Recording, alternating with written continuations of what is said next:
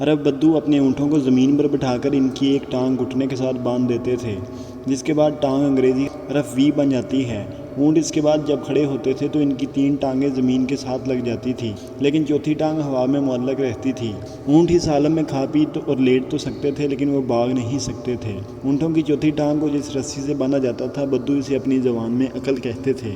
لفظ عقل کا ماخذ یہی رسی ہے۔ ہم جب کسی شخص کو عقل کرو کہتے ہیں تو اس کا سیدھا سادہ مطلب ہوتا ہے اپنی ایک ٹانگ باندھ لو، یعنی اپنی دوڑ بھاگ کم کر دو، ٹھنڈا کر کے کھاؤ، احساس کرو، رک جاؤ، اپنی اوقات دیکھو، صبر کرو اور حالات کو بدلنے دو، وغیرہ وغیرہ۔ لیکن انسان بھی بہت ہی بدبخت چیز ہے۔ ہم سب کچھ کریں گے لیکن عقل نہیں کریں گے، چنانچہ ہم کسی نہ کسی مسئلے میں پھنسے رہتے ہیں، اور عمران خان اس بے صبری کی تازہ ترین مثال ہیں۔ سیشن جج ہمایوں دلاور نے 5 اگست کی دوپہر 12:30 بجے توشہ خانہ کیس کا فیصلہ سنا دیا۔ ہمارے چیئرمین اس وقت زمان پارک میں تھے۔ میں آگے بڑھنے سے پہلے آپ کو یہ بھی بتاتا چلوں، چیئرمین اپنا زیادہ وقت زمان پارک میں کیوں گزارتے تھے۔ اس کی 3 وجوہات تھیں۔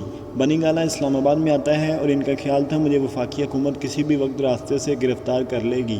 دوسری وجہ، زمان پارک کا گھر بشرا بی بی کو حق مہر میں مل چکا ہے، ان کا خیال تھا مانیکا فیملی میری غیر موجودگی میں آئے گی اور یوں یہ گھر ان کے قبضے میں چلا جائے گا۔ اور تیسری وجہ، ان کی غیر موجودگی میں پولیس بشرا بی بی کو آسانی سے گرفتار کر لے گی۔ یہ 3 ٹھوس وجوہات تھیں۔ 9 مئی سے قبل ایک چوتھی وجہ بھی ہوتی تھی اور وہ تھی chief justice Lahore high court. یہ چیئرمین صاحب کو ان جرائم میں بھی ضمانت دے دیتے تھے جو ابھی سرزد ہی نہیں ہوئے، چنانچہ چیئرمین ان کے قریب رہنا چاہتے تھے۔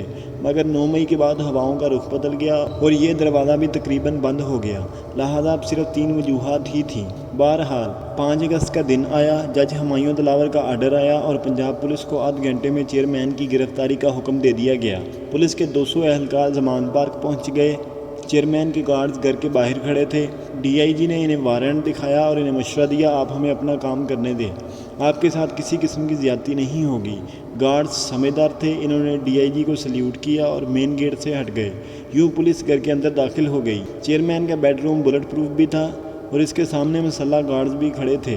پولیس نے انہیں بھی کوآپریشن کا مشورہ دیا۔ وہ مزاحمت کرنا چاہتے تھے لیکن پولیس کے تیور دیکھ کر ہمت نہ ہوئی۔ ڈی آئی جی نے بیڈ روم کے دروازے پر دستک دے کر چیئرمین سے باہر آنے کی درخواست کی، مگر دوسری طرف سے انکار کر دیا گیا۔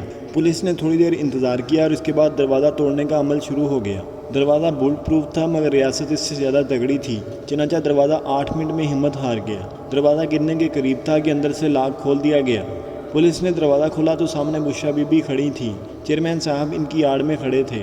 ایس ایس پی نے بشرا بی بی سے کہا، بہن ہمارے پاس کورٹ آرڈرز ہیں، ہم نے ہر صورت چیئرمین کو گرفتار کرنا ہے، آپ کے ساتھ کسی قسم کی زیادتی نہیں ہوگی، آپ ہمیں اپنا کام کرنے دیں۔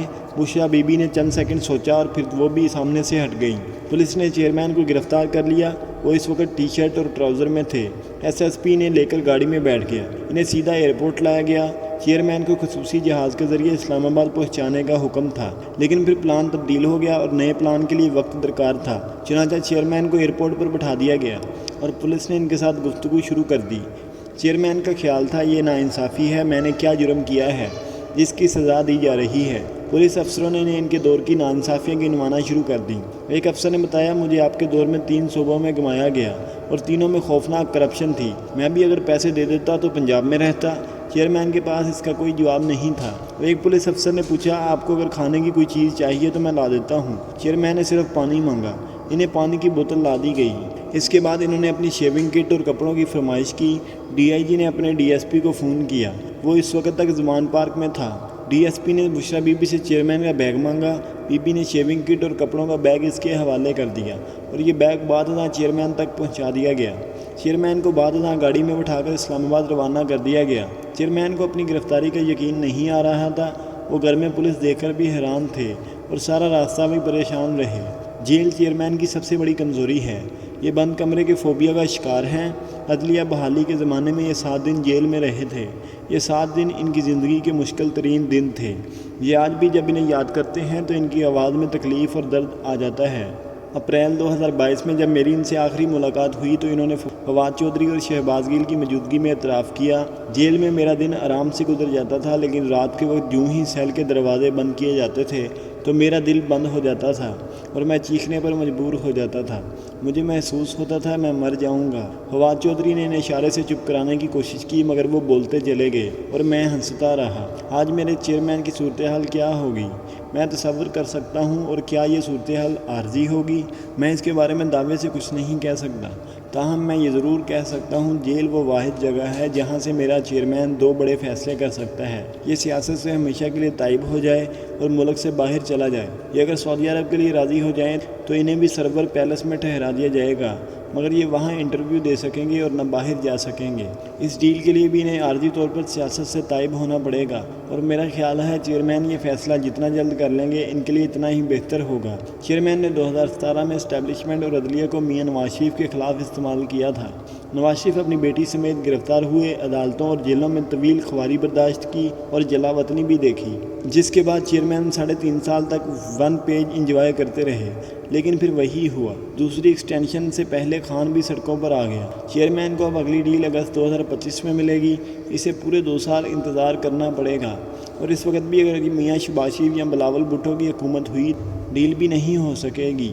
پاکستان میں اس وقت صرف ایک لیڈر بچا ہے جس کے ساتھ عمران خان کا اتحاد ہو سکتا ہے، اور وہ ہے نواز شریف۔ یہ دونوں وہ لوگ ہیں جن پر اسٹیبلشمنٹ اعتماد کے لیے تیار نہیں، باقی سب سولجرز ود آؤٹ یونیفارم ہیں، اور چیئرمین کے لیے دوسرا آپریشن طویل جیل ہے۔ یہ مردوں کی طرح جیل کاٹیں اور لیڈر بن کر باہر آئیں۔ اب سوال یہ ہے، کیا چیئرمین حقیقتاً ایک بڑا انسان ہے؟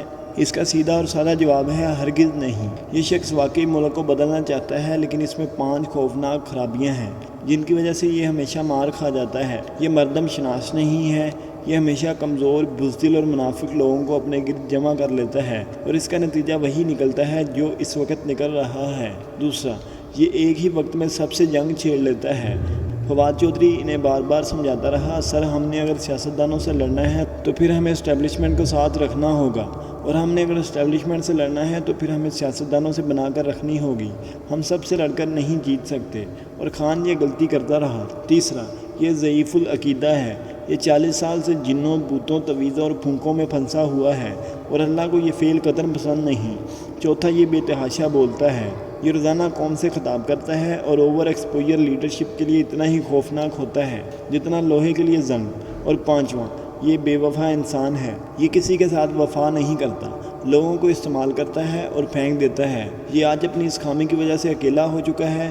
میرا ذاتی خیال ہے یہ اگر اپنی ان خامیوں پر قابو پا لے اور مردوں کی طرح جیل برداشت کر لے تو یہ واپس بھی آئے گا اور اس ملک کو بدل کر بھی رکھ دے گا۔ کیوں؟ کیونکہ لوگ اس پر یقین کرتے ہیں، اور یہ دولت آج تک کسی پاکستانی لیڈر کو نصیب نہیں ہوئی۔ لہٰذا میرا چیئرمین اگر آج اپنی ایک ٹانگ پر عقل کی گانٹھ مار لے تو یہ واقعی قائد اعظم ثانی ثابت ہو سکتا ہے، یہ ملک بدل سکتا ہے۔